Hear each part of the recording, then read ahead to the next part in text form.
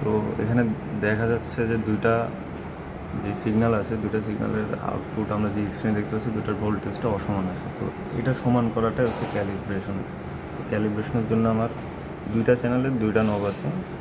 তো এটা ঘোরায় ঘোরায় আমরা দেখব যে দুটা চ্যানেলের দুইটা যে সিগন্যালের মান আছে দুটা যাতে সমান হয়। তো এটা আমি প্রথমে একটা চ্যানেলের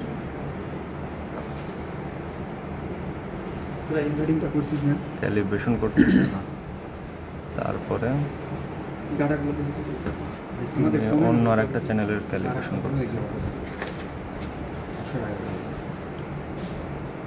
তো এই চ্যানেলের ক্যালিব্রেশন মান আসতেছে এই ঘরের সমান, এক ঘরের সমান, আর নিচেরটা আমি এই নব ঘোরায় ঘোরায় সেম সাইজের করে নেব। তো এক্সপ্লেন করার শুরুতে আমাদের ক্যালিব্রেশন করে নিতে হবে।